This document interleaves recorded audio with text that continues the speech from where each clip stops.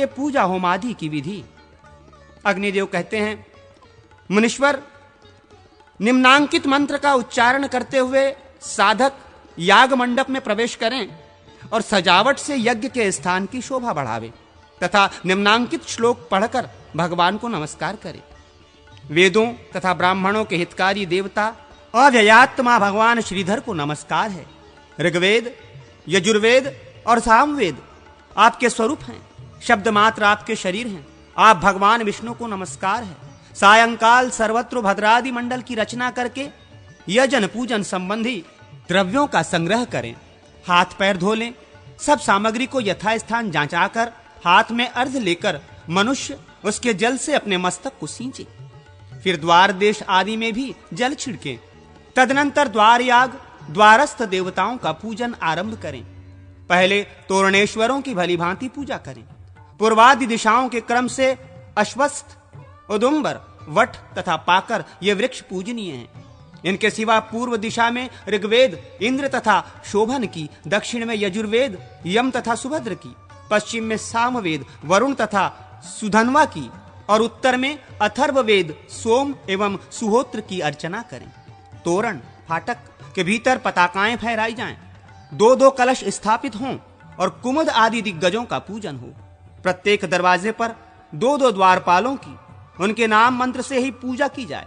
पूर्व दिशा में पूर्ण और पुष्कर का, दक्षिण दिशा में आनंद और नंदन का, पश्चिम में वीरसेन और सुषेण का तथा उत्तर दिशा में संभव और प्रभव नामक द्वारपालों का पूजन करना चाहिए। अस्त्र मंत्र फट्ट के उच्चारण पूर्वक फूल बिखेर कर विघ्नों का अपसारण करने के पश्चात मंडप के भीतर प्रवेश करें। भूत शुद्धि, न्यास और मुद्रा करके शिखा वशट के अंत में फट जोड़कर उसका जप करते हुए संपूर्ण दिशाओं में सरसों छींटें। इसके बाद वासुदेव मंत्र से गोमूत्र, संकर्षण मंत्र से गोमय, प्रद्युम्न मंत्र से गोदुग्ध, अनिरुद्ध मंत्र से दही और नारायण मंत्र से धृत लेकर सबको धृत पात्र में एकत्र करें। अन्य वस्तुओं का भाग घी से अधिक होना चाहिए। इन सब के मिलने से जो वस्तु तैयार होती है उसे पंचगव्य कहा गया है। पंचगव्य 1, 2 या 3 बार अलग अलग बनावें। इनमें से एक तो मंडप तथा वहां की वस्तुओं का प्रोक्षण करने के लिए, दूसरा प्राशन के लिए और तीसरा स्नान के उपयोग में आता है। 10 कलशों की स्थापना करके उनमें इंद्रादि लोकपालों की पूजा करें। पूजन करके उन्हें श्रीहरि की आज्ञा सुनावें।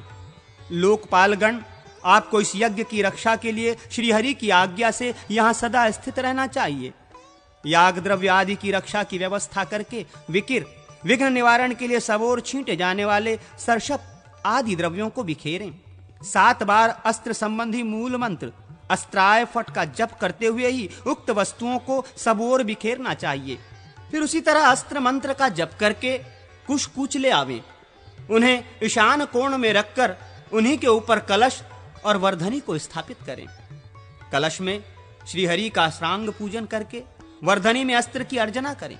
वर्धने की छिन्न धारा से याग मंडप की प्रदक्षिणा क्रम से सींचते हुए कलश को उसके उपयुक्त स्थान पर ले जाएं और स्थिर आसन पर स्थापित करके उसकी पूजा करें। कलश के भीतर पंचरत्न डालें, उसके ऊपर वस्त्र लपेटें, फिर उस पर गंध आदि उपचारों द्वारा श्री हरि का पूजन करें। वर्धनी में भी सोने का टुकड़ा डालें। उसके बाद उस पर अस्त्र की पूजा करके उसके वाम भाग में पास ही वास्तु लक्ष्मी तथा भुविनायक की अर्चना करें। संक्रांति आदि के समय इसी प्रकार श्री विष्णु के स्नान अभिषेक की व्यवस्था करें। मंडप के कोणों दिशाओं में कुल मिलाकर 8 और मध्य में 1, इस प्रकार 9 पूर्ण कलशों को, जिनमें छिद्र न हो, स्थापित करके उनमें पाद्य, अर्ध, आचमनीय तथा पंचगव्य डालें। पूर्व आदि के कलशों में उक्त वस्तुएं डालनी चाहिए। अग्निकोण आदि के कलशों में उक्त वस्तुओं के अतिरिक्त पंचामृत युक्त जल अधिक डालने का विधान है। पाद्य की अंगभूता 4 वस्तुएं हैं: दही, दूध, मधु और गरम जल। किन्हीं के मत में कमल, श्यामक, तिन्नी का चावल, दुर्बादल और विष्णु क्रांता औषधि, इन 4 वस्तुओं से युक्त जल पाद्य कहलाता है। इसी तरह अर्ध के भी 8 अंग कहे गए हैं: जौ, गंध, फल, अक्षत, कुश, सरसों, फूल और तिल। इन 8 द्रव्यों का अर्ध के लिए संग्रह करना चाहिए। जाति, जायफल, लवंग और कंगोल युक्त जल का आचमन देना चाहिए।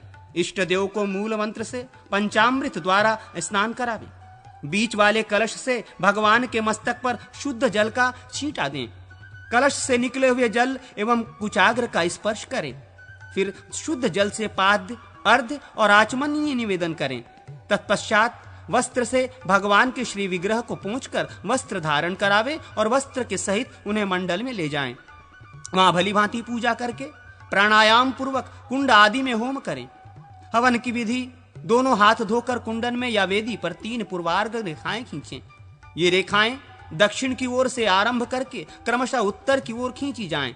फिर इन्हीं के ऊपर 3 उत्तरार्ध रेखा खींचें। ये भी दाहिने से आरंभ करके क्रमशः बाएं खींची जाएं। तत्पश्चात अर्ध के जल से इन रेखाओं का प्रोक्षण करें और योनि मुद्रा दिखावें। अग्नि का आत्म रूप से चिंतन करके मनुष्य योनिक्त कुंड में उसकी स्थापना करें। इसके बाद दर्भ, श्रुक, श्रुवा आदि के साथ पात्रासादन करें। बाहुमात्र की परिधियां इंद्रवर्चन, प्रणीता पात्र, प्रोक्षणी पात्र, आज्य स्थाली, घी, 2-2 सेर चावल तथा अधोमुख रुक और सुवत्रा की जोड़ी। प्रणीता एवं प्रोक्षणी में पूर्वार्ध कुश रखें। प्रणीति का को जल से भरकर भगवान का ध्यान पूजन करके उसको अग्नि के पश्चिम अपने आगे आसादित द्रव्यों के मध्य में रखें। प्रोक्षणी को जल से भरकर पूजन के पश्चात दाहिने रखें। आग पर चरु को चढ़ाकर पकावें और अग्नि से दक्षिण दिशा में ब्रह्मा जी की स्थापना करें। कुंड या वेदी के चारों ओर पूर्वादि दिशा में कुश बहिर्ष बिछाकर परधियों को स्थापित कर दें। तदनंतर गर्भानादि संस्कार के द्वारा अग्नि का वैश्वीकरण करें। गर्भाधान, पुंसवन, सीमांतोन्नयन, जाति कर्म, नामकरण आदि समावर्तनांत संस्कार करके प्रत्येक कर्म के लिए 8-8 आहुतियां दें तथा श्रुवायुक्त श्रुक के द्वारा पूर्णाहुति प्रदान करें। कुंड के भीतर ऋतुस्वाता लक्ष्मी का ध्यान करके हवन करें। कुंड के भीतर जो लक्ष्मी है उन्हें कुंड लक्ष्मी कहा गया है। वे ही त्रिगुणात्मिकता प्रकृति हैं। वे संपूर्ण भूतों की तथा विद्या एवं मंत्र समुदाय की योनि है। परमात्म स्वरूप अग्निदेव मोक्ष के कारण एवं मुक्तिदाता है। पूर्व दिशा की ओर कुंड लक्ष्मी का सिर है। ईशान और अग्निकोण की ओर उसकी भुजाएं हैं। वायव्य नैमित्त कोण में जंघाएं हैं। उधर को कुंड कहा है तथा योनि के स्थान में कुंड योनि का विधान है। सत्व, रज और तम ये 3 गुण ही 3 मेखलाएं हैं। इस प्रकार ध्यान करके प्रणव मंत्र से मुष्टि मुद्रा द्वारा 15 समिधाओं का होम करें। फिर वायु से लेकर अग्निकोण तक आधार नामक 2 आहुतियां दें। इसी तरह आग्नेय से ईशानता तक आज्य भाग नामक आहुतियों का हवन करें। आज्य स्थाली में से उत्तर, दक्षिण और मध्य भाग से धृत लेकर द्वादशांत तक अर्थात मूल को 12 बार जप कर अग्नि में भी उन्हीं दिशाओं में उनकी आहुति दें और वहीं उनका त्याग करें। इसके बाद भू स्वाहा इत्यादि रूप से आहुति होम करें। कमल के मध्य भाग में संस्कार संपन्न अग्निदेव का विष्णु रूप में ध्यान करें। वे 7 जिह्वाओं से युक्त हैं। करोड़ों सूर्यों के समान उनकी प्रभा है। चंद्रोपोपम मुख है और सूर्य सदृश दैवीप्यमान नेत्र हैं। इस तरह ध्यान करके उनके लिए 108 आहुतियां दें अथवा मूल मंत्र से उनकी आधी एवं 8 आहुतियां दें। अंगों के लिए भी 10-10 आहुतियां दें। पवित्राधि वासन विधि। अग्निदेव कहते हैं, मुनीश्वर, संपात आहुति से पवित्राओं का सेचन करके उनका अधिवासन करना चाहिए। नृसिंह मंत्र का जप करके उन्हें अभिमंत्रित करें और अस्त्र मंत्र अस्त्राय फट से उन्हें सुरक्षित रखें। पवित्रताओं में वस्त्र लपेटे हुए ही उन्हें पात्र में रखकर अभिमंत्रित करना चाहिए। विल्व आदि के संपर्क से युक्त जल द्वारा मंत्रोच्चारण पूर्वक उन सब का 1 या 2 बार प्रोक्षण करना चाहिए। गुरु को चाहिए कि कुंभ पात्र में पवित्रताओं को रखकर उनकी रक्षा के उपदेश से उस पात्र से पूर्व दिशा में संकर्षण मंत्र द्वारा दंत काष्ठ और आंवला, दक्षिण दिशा में प्रद्युम्न मंत्र द्वारा भस्म और तिल, पश्चिम दिशा में अनिरुद्ध मंत्र द्वारा गोबर और मिट्टी तथा उत्तर दिशा में नारायण मंत्र द्वारा कुशोदक डालें। तदनंतर अग्निकोण में हृदय मंत्र से कुमकुम तथा रोचना, ईशान कोण में शिरोमंत्र द्वारा धूप, नैऋत्य कोण में शिखा मंत्र द्वारा दिव्य मूल पुष्प तथा वायव्य कोण में कवच मंत्र द्वारा चंदन, जल, अक्षत, दही और दुर्वा के दोने में रखकर छींटें। मंडप को त्रिसूत्र से आवेशिष्ट करके पुनः सब ओर सरसों बिखेरें।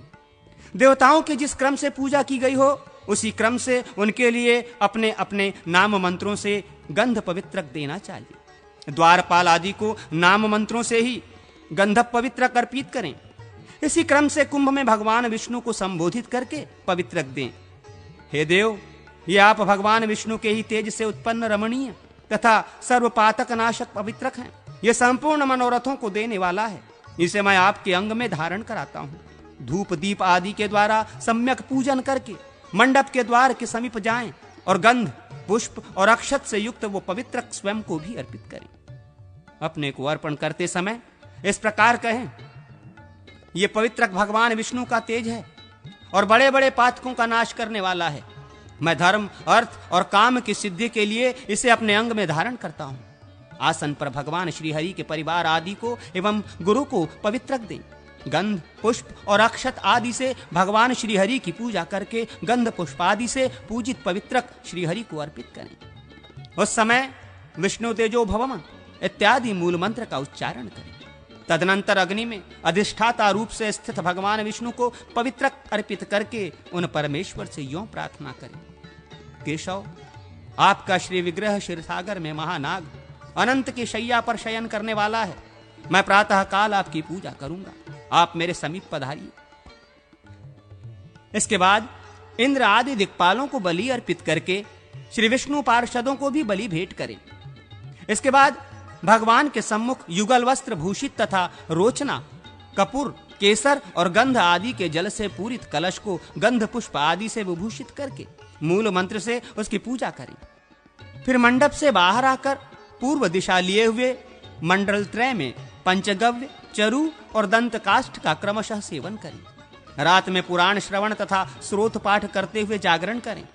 पर प्रेषक, बालकों, स्त्रियों और भोगी जनों के उपयोग में आने वाले गंध पवित्रक को छोड़कर शेष का तत्काल अधिवासन करें।